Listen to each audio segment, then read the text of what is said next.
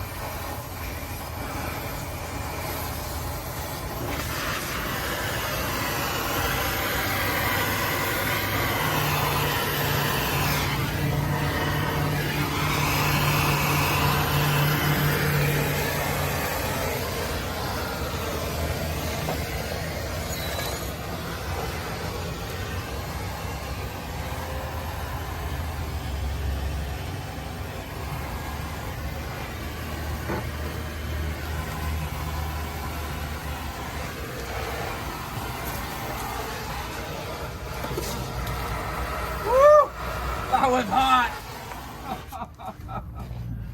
Yeah, pretty wise not to lay on molten hot chunks that you just cut off the frame. You idiot.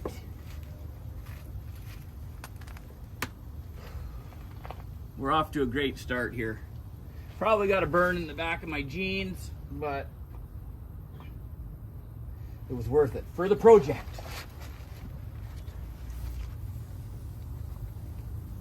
Don't do it again. I'm gonna have to assess this situation from all the angles to see what is gonna be the easiest, because it looks impossible from here.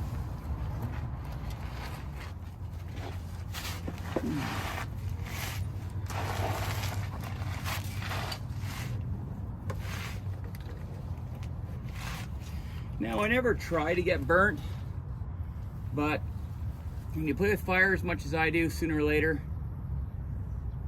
you're gonna get burnt. But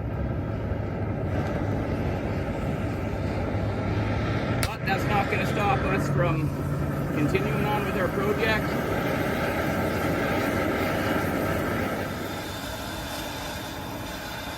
Come on.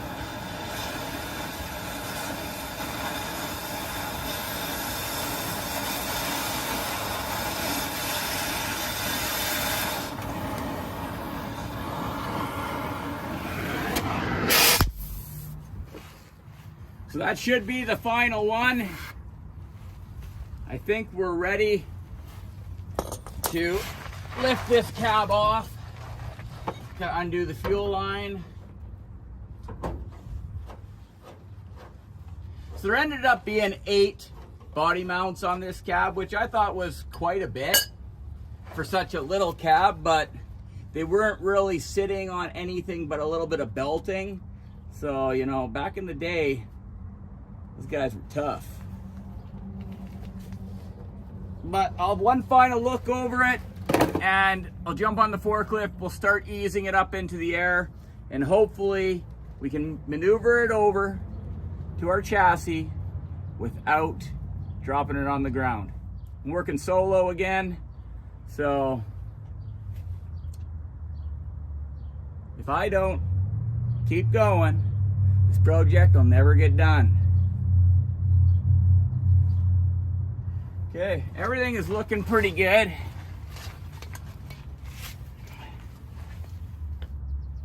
Pretty certain we've got everything, but you know, there's always that one thing that you just don't see. So I guess we'll get that on the way up.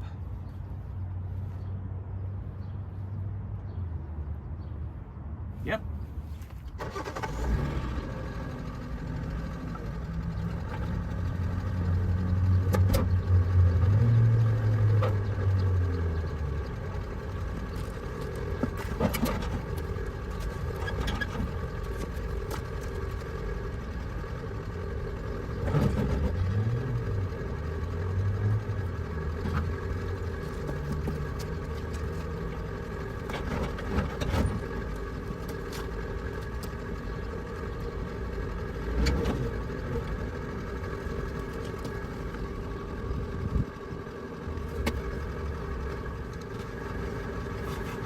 I need to be very careful here because I don't want to leave anything connected, because if I start lifting and there's a few things connected, we're going to start putting a lot of strain on the top of those doors and I'll end up with dents. I just found 2 leftover stragglers. I've got to cut them and we can continue to go up.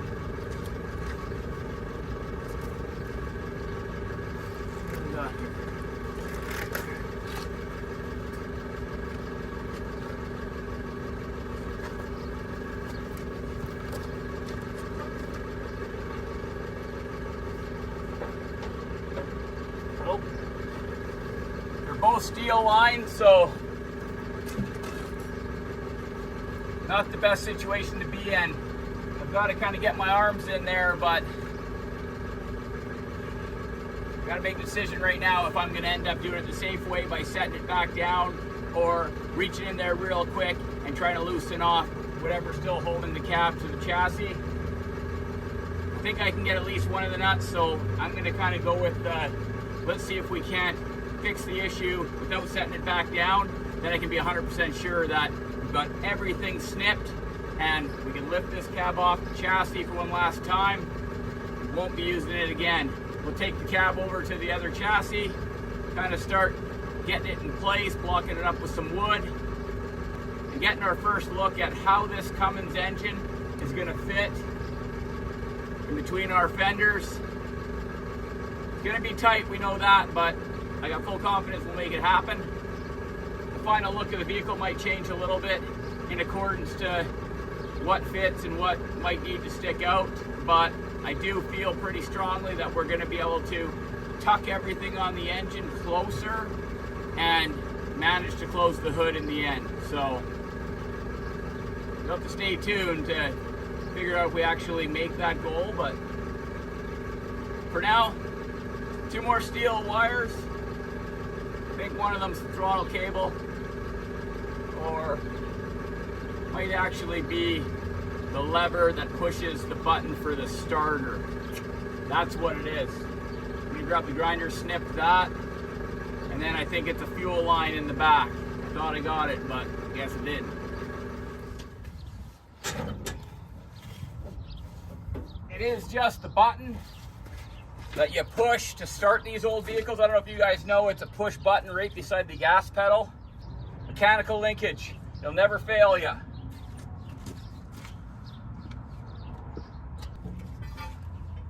I was just trying to take it apart, but it wasn't going fast enough, and I feel like if I pry in the right spot, the right angle, I feel like should be able to get this thing free, but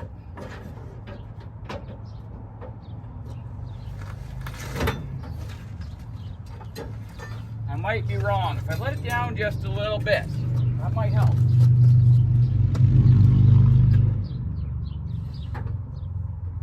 Let's try that. What it is right now, guys, is the starter pedal is hooked in the hole on the bottom of the firewall. So all I've got to do is kind of give the firewall a downwards 1-inch drop, and the 1-inch diameter kind of flat round circle pad piece will pop through. The hole's big enough. It's just a matter of, you know, nailing it.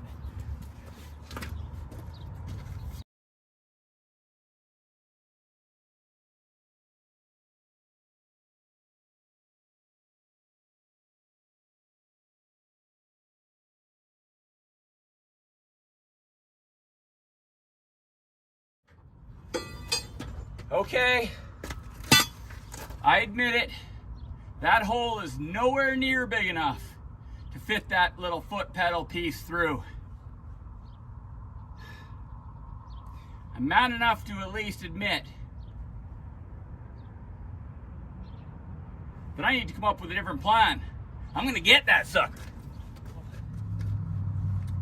I'm going to get the grinder. Not playing around anymore.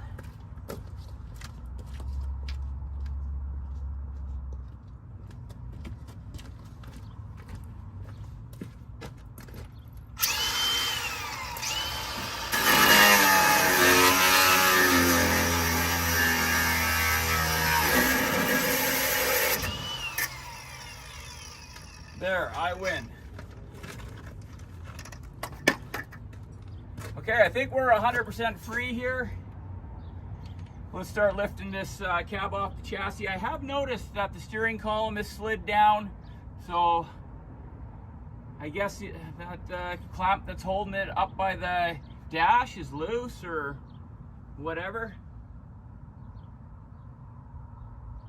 Yeah.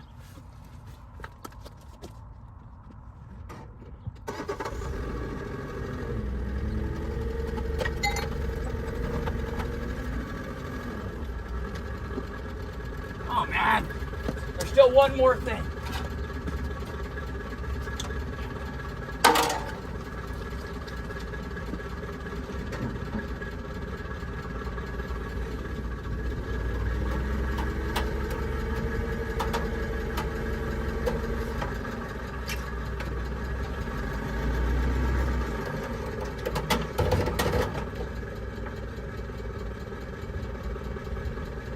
What was that?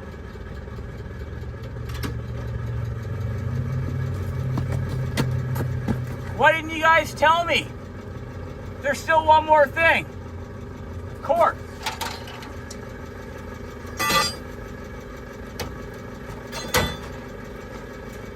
I thought we were friends.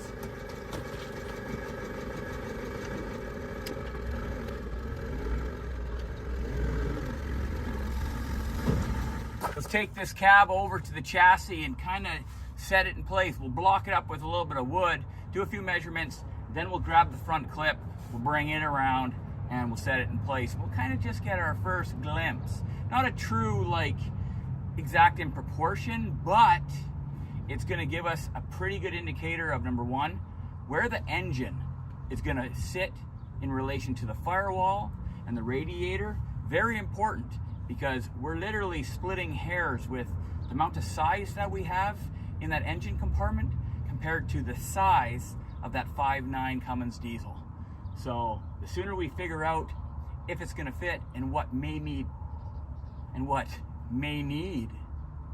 altercations, the better we're gonna be. Because again, I wanna be driving this thing by fall. So being efficient is going to be the key to this whole situation being a success. Let's go.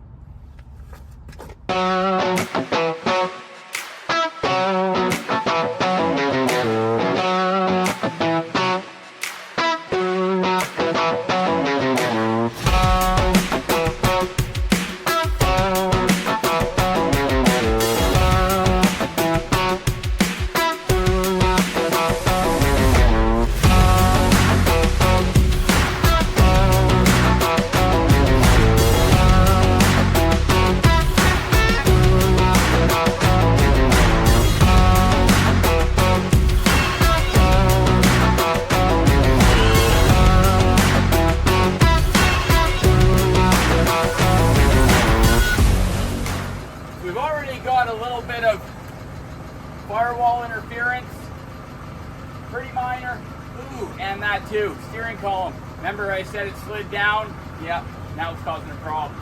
So, a few more adjustments. Set it on some wood. What do you guys think?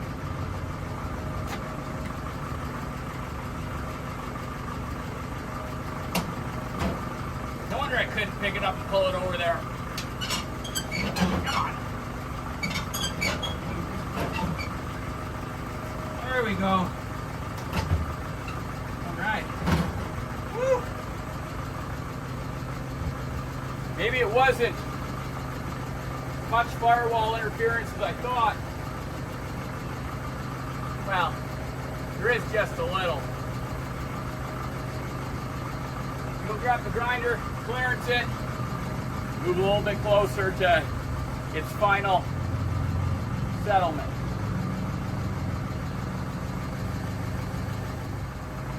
It is sitting there. It is sitting there just like that without any blocks. But I think it needs to go forward more, or the engine needs to go back. So we're not going to know that until we start laying a couple measurements, seeing exactly where we are. Our main measurement right now, like everything else, is just kind of irrelevant at this point in time, because the first thing that we need to take care of is centering that cab and bringing it forward till it's in the same center of axle to back of cab location. That's just going to be our rough and dirty for now before we build the mounts and actually land it in its home. But before I took that cab off that chassis, I measured center of axle to back of cab. It was 1 inch short of 6 feet. So that's what we're aiming for here. I'm going to grab a tape measure. I'm going to measure from center of axle to back of cab. This is going to get us rough and dirty. I want to have a look to see with the front clip on how the tire is centering out. But I'm pretty certain that unless I have to fudge it just a little bit, I'm going to leave it at the 1 inch short of 6 feet to the back of cab from the center of the front axle, and then everything else is going to start falling into place. At that point, I will know the location of the firewall. So if there's a 2-inch gap behind the 5.9 Cummins diesel engine, that means I'm going to have to move the engine back 1.5 inch, because I want a minimum of a 1/2 inch clearance. The other thing that I have to be thinking about is where the shifter comes through the floor in the cab. I already know that this shifter is about 6 inches back from, let's say, the back of that 6-cylinder to the shifter, I believe was 14 inches. This one is, I believe, 17 inches. So I know that my shifter is going to be about 6 inches further back in the cab than the original truck was, but that's just the best I can get. I'm just going to fudge everything, engine, cab, to the best that I can on this chassis, and then I'm going to start locking things down. But I need to be able to be looking at all of the key measurements at once here. That's why I'm doing it this way. I want to have a good look before I pull this engine out, because then I'm doing 2 steps in one. I'm talking too much, aren't I? So like I mentioned earlier, my measurement from center of axle to back of cab on the other chassis was 1 inch under 6 feet. So let's just see where we're at now. So we'll just go top of ball joint, which is pretty close, all the way back of cab. Right now we're sitting at, I would say, about 70 inches, right? So, 69 maybe. So we're about 2 inches forward compared to the other chassis from center of frame to back of cab. So I know when I put the front clip on and I bolt it to the front of the cab, this wheel would be in the center. But the other thing I'm noticing now that the cab is on the diesel chassis, we still have to go back another 2 inches, and I'm seeing a pretty big void right in here. So what that's telling me is I could move this engine, or I'm going to have to move this engine back. It's 5 inches exactly right now. I need at least a ½ an inch of clearance. So 4.5 plus 2 more inches, 6.5 inches. I am going to have to move this cross member where the engine mounts are back. Now, the main reason I'm doing this is because the way that the nose is built on this particular truck, it's very narrow. The further it goes forward on the nose, the narrower it is. So the more I can get this engine back, the wider and the more room I'm gonna have to work with. And the more room I'm gonna have for my fan and my radiator. Like, I'm pre-thinking all of this stuff out. So now I know, because I switched the steps earlier, that my cab is, well, further back than the original cab and firewall, and I have to move this engine back 6.5 inches. It's coming along. I'm gonna go over, we're gonna grab the front clip, and we're gonna stab that on right now too. Now that I see everything, I'm not sure that it's exactly gonna fit at this moment, because I feel like the engine is potentially too far forward. If I shove it back, then the front clip can come into alignment and line up with the center of the axle, and then be able to bolt on to the front of the cab, all like it was on the other chassis, but now on its new chassis with its new power plant. But I don't know, you guys let me know. What do you think so far? Do you like kind of the vision that we got going on here? Because I'll definitely, holy, that sun's bright. Sorry about that. I'll definitely listen to what you guys have to say, and we can kind of build this together, because sometimes it's nice to kind of knock ideas around, if you know what I'm saying. So if you guys have a couple of little tweaks that you think I should do to make this truck just one step better, well, let me know. But so far, it looks pretty cool. I can't wait to be ripping it down the road, seeing what people think of it. And that's what keeps me going each day. I get excited, and when I'm thinking to myself, I can't wait till people see this, that means I'm going in the right direction. So by the end of the year, I want to be inside this truck on a regular basis. But until then, I'm going to continue to show you guys my progress on it. And well, without further ado, let's go get the front clip, because we got to see it with the front clip on before the end of this video. I'll be back.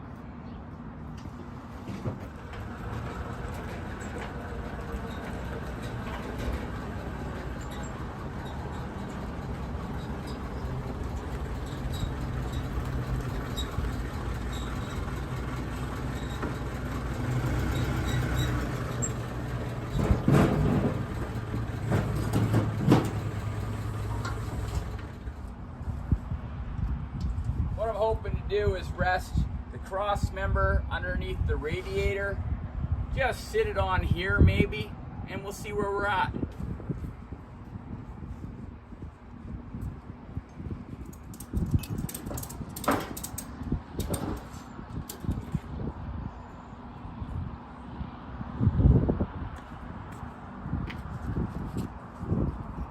Let's give this a go.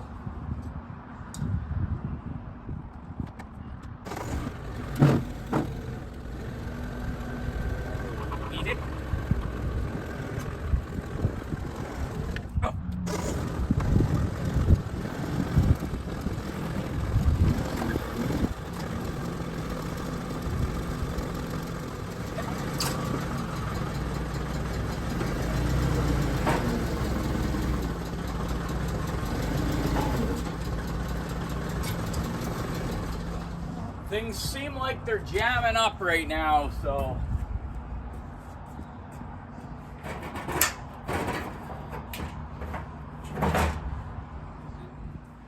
we might still be okay.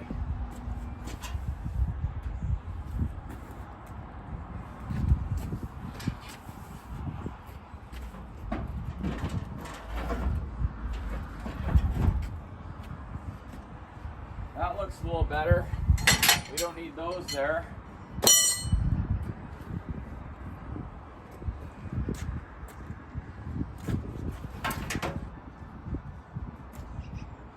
come down a bit.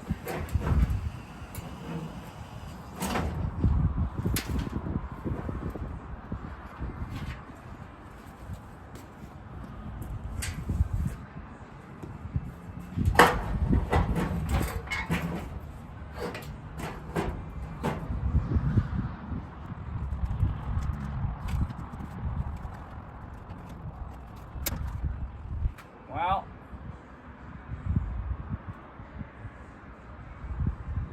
let's just try to keep going.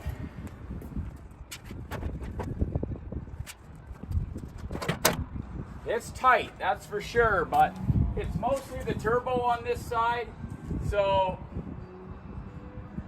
there's going to be some work there, I think. But it is slowly working its way past it, so to be honest, maybe it's not on the fender, it might more like be on the hood, but it's still going good, I'd say. We're getting closer. If I can come down another 4 inches or so, it'll start to open up a little bit, I think.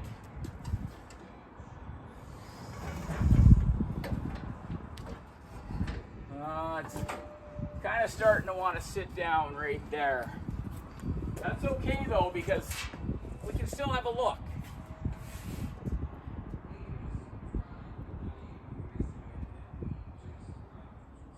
I can tell that this front clip right now needs to go back a ton.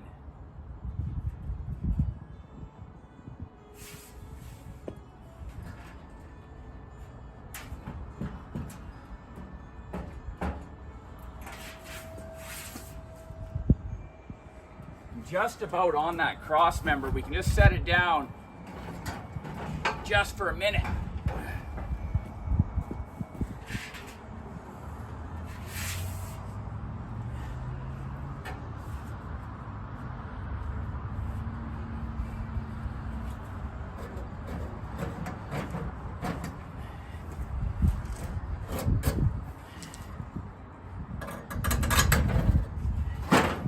There you are.